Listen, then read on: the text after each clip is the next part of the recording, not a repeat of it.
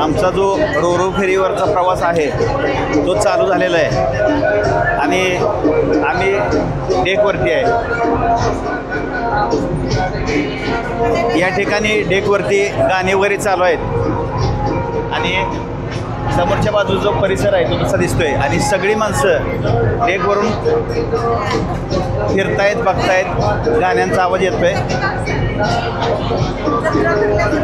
हां, तर डेकवरती पूर्ण जत्रा भरल्यासारखं झालेलं आहे आणि हा पूर्ण परिसर जो आपल्याला दिसतोय तो यात आपण घेतोय। तुला काय बोलायचं असेल तर बोल तू, तिकडे रेकॉर्डिंग व्हायला चालू आहे।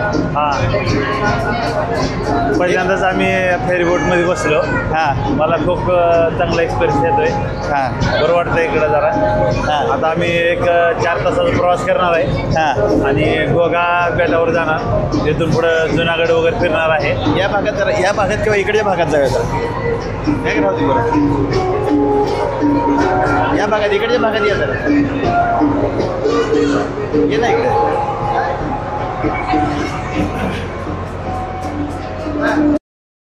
वरती जे आहे ते सोलर पॅनल बसवले आहेत पूर्णपणे, इथं व्हायब्रेट होत आहे हजार्ड आणि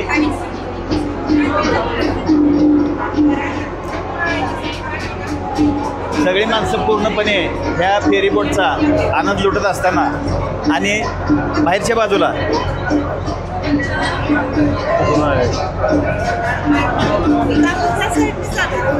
इकडून पाठीमाग नावले आपण, इकडून ना इकडून हे बाहेरच्या बाजूला जे आहे सुरतचा भाग समोर तर असा दिसतोय आणि या बाजूला पूर्ण समुद्र दिसतोय। समोर हे जे आहेत ते सगळे पूर्णपणे इंडस्ट्री आहेत की ज्या आपण तिथल्या भागात सोडून सुरतच्या हजिरा बेटाकडून आपण पुढं घोगाकडे चाललेलो आहे। त्या बोटीपासून आलो आपण। हां,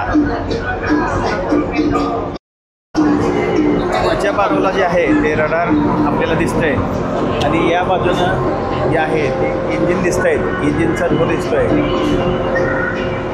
या ठिकाणी माणसं पूर्णपणे एन्जॉय करताना दिसत आहेत। अशा पद्धतीनं हे इथं आहे तर राजा गायकवाड बसलेला आहे आणि या ठिकाणी मिसेस बसलेली आहे। हे पूर्णपणे माणसं जे आहेत डेकवरती एन्जॉय करत असताना फोटो काढा तुमचा। वरती सोलरचं पॅनल आहे हे तो बरोबर कडाला। तर अशा पद्धतीनं सगळे वेगवेगळ्या ठिकाणी फिरत असताना दिसत आहेत आणि जसपाल इकडं आहे। या ठिकाणावरून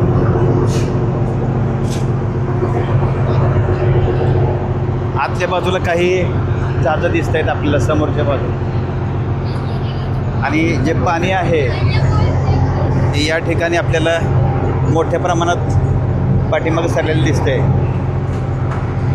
तर असा हा आपला प्रवास साधारणपणे 4 तासाचा राहणार आहे। 4 तासात या बाजूने इंजिन, या 2 इंजिन आहेत आणि वरती डेकवर सगळे आलेले आहेत।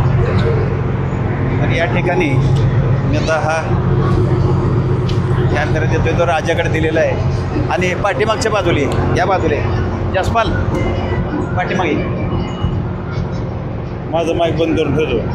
ठीक, मी बोलल्यामध्ये येते। हां, हे जरा इकडे ना सर, पाठीमागच्या बाजूला भरपूर गर्दी आहे डेकवरती।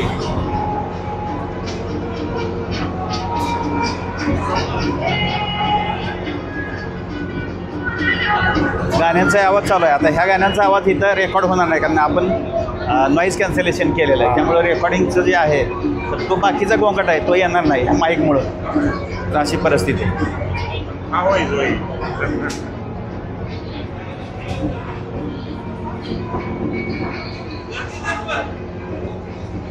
हे असं थोडं तिरकं वाटत नाही का? असं काय तिरकं झुकल्यासारखं वाटतंय, काय भानगड आहे?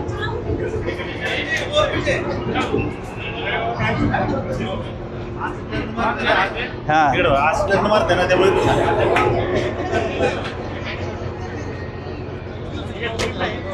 हे पाठीमागच्या बाजूला पाणी किती बाहेर असं फेकलं जातंय।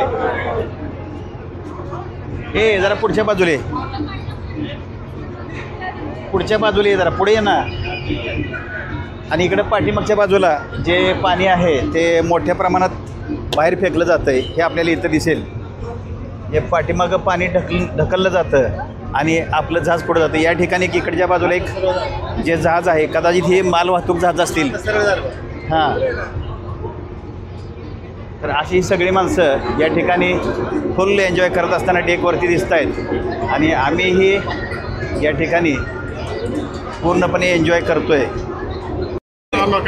ही जी मंडळी आलेली आहेत ती राहत्यावरून आली. थोड्या वेळापूर्वी आमची ओळख झाली टर्मिनलवरतीच. आणि तुमचं नाव आणि ओळख सांगा जरा व्यवस्थित. तुमचं काय काम करताय? फार्मर्स प्रोड्युसर कंपनीचं पण मी नाव ऐकलं यांच्याकडून, तर थोडी माहिती तुम्ही सांगितली तर बरं होईल.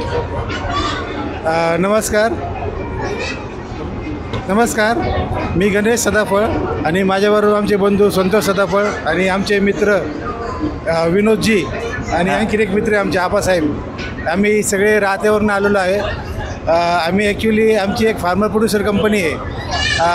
तिच्यासाठी काही आम्ही अलंग आणि भावनगरला काही मशिनरीज बघण्यासाठी आम्ही या ठिकाणी आलेलो आहे. आणि येताना ह्या बोटचा अनुभव घेण्यासाठी आम्ही मगाशी आमची सरांबरोबर भेट झाली आणि सरांबरोबर आम्ही आता ह्या बोटमध्ये आम्ही आता भावनगरला जाणार आहे.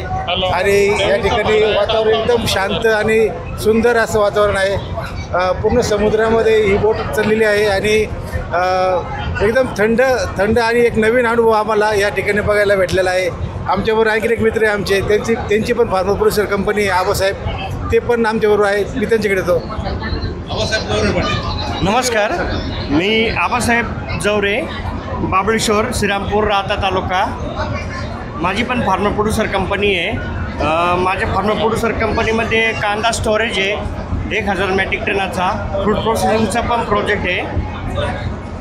आणि आत्ता जे आम्ही आलांना मशीन पाण्यासाठी चाललेलो आहेत, तर बोट ज्यावेळेस जातो याच्यातून तर खूप मजा, पाणी, निसर्ग भरपूर बघायला भेटतं आहे. हां, थँक्यू. आणि माझं जे आहे, माझं क्वालिफिकेशन BA शागरी आहे. माझे तुमचे नगर भागातले बरेचसे मित्रमंडळ आहेत, राहुरीचे आहेत. मी पण स्वतः BA असं आहे का? एक ॲग्रिकॉस भेटलेले. ॲग्रिकॉस तुम्ही कुठं झालंय? नाही, मी ॲग्रिकॉस्ट ॲग्रिकॉस्ट नाही, आम्ही दोघं तरी भेटलो, पास झालं. माझं M.Com आहे. आणि माझी नर्सरी आहे मंगळ्यात. आणि सगळे फळझाडं आणि शोची झाडं आहेत. आणि लँडस्केपिंगची कामं मी 5-6 राज्यात केलेली आहेत. तामिळनाडू आहे, गोवा आहे, कर्नाटक आहे, महाराष्ट्रामध्ये करतोच. मोठी कामं केली, छोटेपासून मोठ्यापर्यंत.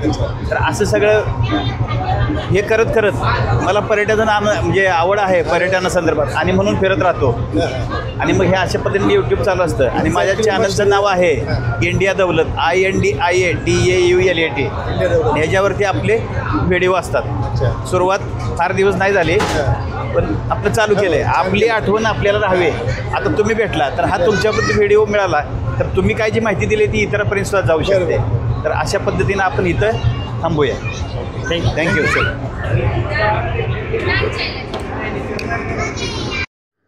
रोरो फेरीच्या वायोज एक्सप्रेस या बोटीवरती असताना आम्ही प्रवास करत असताना वाऱ्याचा वेग हा अतिशय जबरदस्त होता.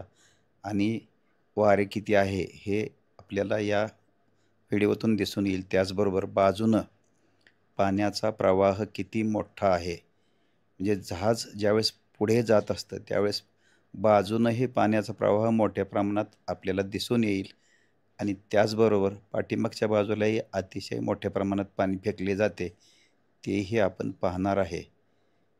आणि या ठिकाणी अगदी मजेनं जी मंडळी आहेत, सगळीच जे प्रवासी आहेत ते वरती एन्जॉय करत असताना दिसत होते. आणि पाठीमागं पाण्याचे लोट किती मोठ्या प्रमाणात ढकलले जातात हेही आपल्याला या ठिकाणी लांबपर्यंत दिसून येतं.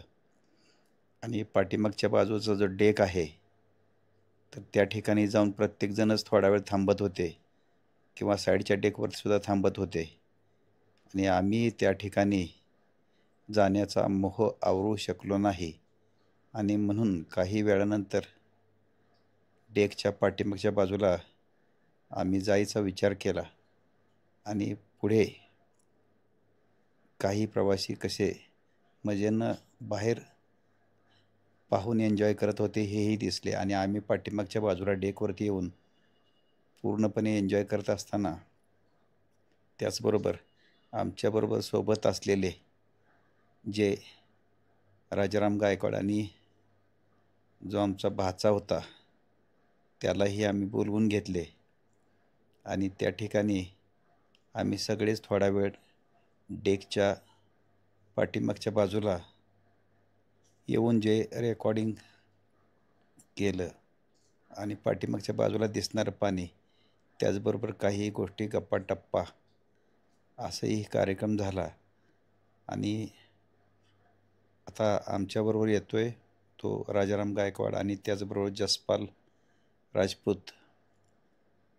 तर आम्ही सगळे एकत्र आलो आणि सगळ्यांनीच डेकच्या पाठीमागच्या बाजूला येऊन थोडा वेळ जो व्हिडिओ आहे तो एन्जॉय केला. असं बाजूला दिसणारं दृश्य हे अतिशय जबरदस्त होतं.